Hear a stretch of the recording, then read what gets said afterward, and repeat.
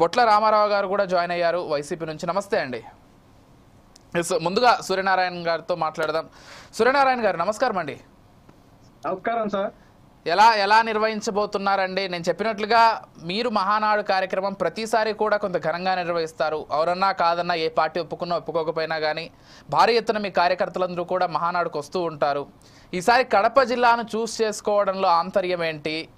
ఎలా జరగబోతోంది చెప్పండి. ముందుగా ఫోర్ సైడ్స్ టీవీ వ్యూవర్స్ కి, అదేవిధంగా మస్తాన్ గారికి, బొట్ల రామారావు గారికి, మీకు అందరికీ కూడా శుభ సాయంత్రం అండి. ఒకటి, తెలుగుదేశం పార్టీ ఆవిర్భావం దగ్గర నుంచి కూడా ప్రతి సంవత్సరం ఏదైతే మా వ్యవస్థాపక అధ్యక్షులు స్వర్గీయ నట సార్వభౌమ నందమూరి తారక రామారావు గారి పుట్టినరోజు వస్తుందో మే 28వ తారీఖు, దానికి ఒక రోజు ముందు ఒక రోజు తర్వాత, అంటే ప్రతి సంవత్సరం మే నెల 27, 28, 29 సంవత్సర తేదీల్లో ఆ 3 రోజుల్లో మహానాడుని ఒక ఉత్సవం లాగా, పండుగలాగా ఆంధ్ర రాష్ట్రంలోనే నిర్వహించినప్పటికీ కూడా ఆ పండుగని ప్రపంచవ్యాప్తంగా ఒక ఖ్యాతి వచ్చే విధంగా, ఒక ప్రామాణికంతో, ఒక స్థాయితో, అంటే అందులో ఆర్గనైజేషన్స్ కావచ్చు, కార్యకర్తలు రావటం కావచ్చు, నాయకులు పాల్గొనడం కావచ్చు, మంచి రుచికరమైనటువంటి సాంప్రదాయ వంటకాలు భోజనాలుగా వడ్డించడం కావచ్చు, ప్రజా సంక్షేమం కోసం చేసే తీర్మానాలు కావచ్చు, ప్రతిదీ కూడా ఒక సాంప్రదాయబద్ధంగా, ఒక ఎవరు వేలెత్తి చూపలేనట్టుగా, ఇందాక మీరు ఓపెనింగ్ కామెంట్స్ లో కూడా చెప్పారు, ఏ పార్టీలు ఒప్పుకున్నా ఒప్పుకోకపోయినా మహానాడు దాని చరిత్ర దానికి అట్లా ఉంటుంది. ఆ చరిత్ర, ఆ లెగసీ ఎప్పుడు కూడా కంటిన్యూ అవుతూ ఉంటుంది. ఖచ్చితంగా ఆ సాంప్రదాయాలకి ఎటువంటి పరిస్థితుల్లో కూడా తక్కువ కాకుండా. అదే విధంగా ఇంకొక విషయం అండి, ఇక్కడ తెలుగుదేశం పార్టీకి, మా చంద్రబాబు నాయుడు గారికి తెలుగు వారందరూ ఒకటేనండి. ఫస్ట్ ఆఫ్ ఆల్ మీరు గమనించారో లేదో, రాష్ట్రం విడిపోయి 10 సంవత్సరాలైన తెలంగాణ, చంద్రబాబు గారు తన మాటలో ఎప్పుడు కూడా తెలుగు వారందరూ, తెలంగాణ అయినా ఆంధ్ర అయినా, తెలుగు వారందరూ ఉన్నత స్థితిలో ఉండాలి, తెలుగు రాష్ట్రాల విద్యార్థులు ఉన్నత స్థాయిలో ఉండాలి, తెలుగు ప్రజలు అభ్యున్నతిలో ఉండాలని చెప్పి కాంక్షిస్తారు. కనుక అక్కడ ప్రాంతీయ భేదాలు అలాంటివి ఏం లేవు. అయితే ఈ సంవత్సరం ఏంటంటే మరి ఒక దురదృష్టకరమైనటువంటి అంశం, ఉమ్మడి మద్రాసు రాష్ట్రం నుంచి విడిపోయింది, దాని తర్వాత తెలంగాణ నుంచి విడిపోయి మళ్ళీ ఈ చిన్న రాష్ట్రం 13 జిల్లాల చిన్న రాష్ట్రంగా విడిపోయిన తర్వాత ఒక అభివృద్ధి పడింది. మనకు ఒక అమరావతిని ఒక రాజధానిగా ఎంచుకున్నాం ఆంధ్రప్రదేశ్ మేరకు. ఆనాడు ప్రతిపక్ష నాయకుడిగా ఉన్న జగన్మోహన్ రెడ్డి గారు కూడా 33,000 ఎకరాలు చాలవు, అయినా సరే మంచిగా గ్యాదర్ చేశారు, మేము సంపూర్ణ మద్దతు ఇస్తున్నామని ప్రకటించారు. మరి అటువంటి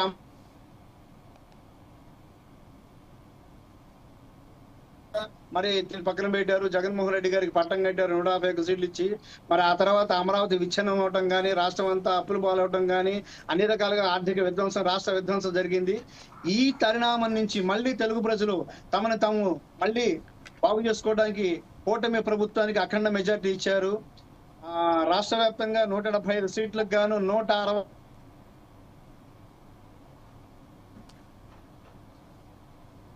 మరి 100 కూడా లేకుండా, అందులో ఆ 164లో ప్రత్యేకంగా మా తెలుగుదేశం పార్టీకి 145 సీట్లు ఇచ్చారు.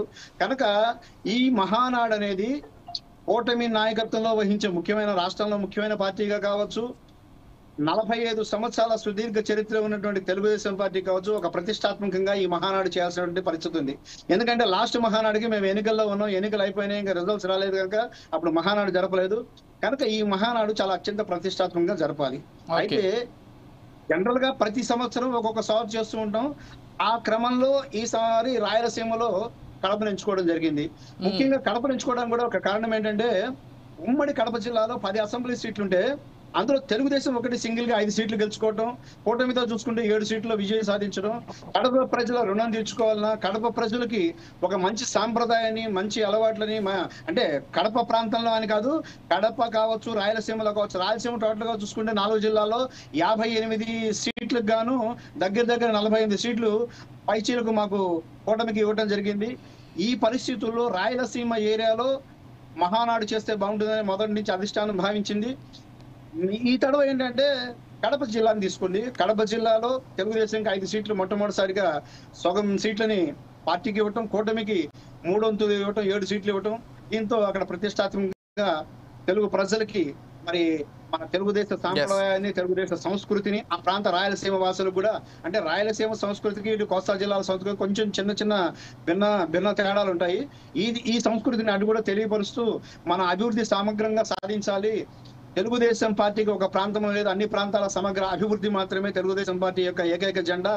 ప్రతి ప్రాంతం 13 ఉమ్మడి జిల్లాలు కావచ్చు, ఇప్పుడు 26 జిల్లాలుగా విభజించిన జిల్లాలు కావచ్చు, ప్రతి జిల్లా కూడా ఆ జిల్లా భౌగోళిక పరిస్థితులు, ఆ జిల్లాలో ఉన్నటువంటి వనరుల మీద ఆధారపడి ఆ జిల్లా ఆర్థికంగా రైట్ స్థానం సంపాదించాలి.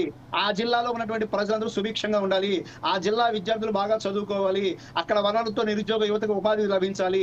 ఆ విధమైనటువంటి అభివృద్ధి చేయాలనేదే మా ముఖ్యమంత్రిగా ఉన్నటువంటి చంద్రబాబు నాయుడు గారు కానీ, మా పార్టీ జాతీయ అధ్యక్షుడు చంద్రబాబు నాయుడు గారు, కూటమికి ముఖ్యమంత్రిగా ఉన్న చంద్రబాబు నాయుడు గారికి కానీ, మా యువనేత లోకేష్ గారికి కానీ, అదే విధమైనటువంటి కాంక్ష మాతో కలిసి ప్రయాణం చేస్తున్న పవన్ కళ్యాణ్ గారికి అంటే ఆ లక్ష్యం ఉందండి. సూర్యనారాయణ గారు, అంటే మాజీ ముఖ్యమంత్రి వర్యులు జగన్మోహన్ రెడ్డి గారిని జిల్లాలో, సొంత జిల్లాలో ఏర్పాటు చేయాలనేటువంటి ఆలోచన ఎక్కడా లేకుండా కేవలం ఇతర అంశాలని పరిగణలోకి తీసుకున్నారని అనుకోవాలి, అంతేనా?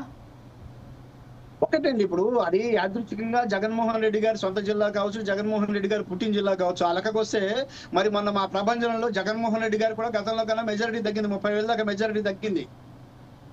ఆయన 3 సీట్లు మాత్రమే నిలబెట్టుకోగలిగారు అత్యంత కష్టం మీద పోరాడి. మేము 7 సీట్లు గెలిచాం కూటమిగా, మొట్టమొదటిసారి కడప జిల్లాలో బలంగా గెలిచాం. కనుక ఆ అటువంటి విజయాన్ని కూటమికి, ముఖ్యంగా తెలుగుదేశం పార్టీకి 5 సీట్లు ఇచ్చినటువంటి కడప జిల్లాకి రుణం తెచ్చుకోవడానికి అక్కడ మేము మా యొక్క మహానాడు పార్టీ జరపాలని చెప్పి నిర్ణయం తీసుకోవడం జరిగిందండి. Okay, right. ఒకసారి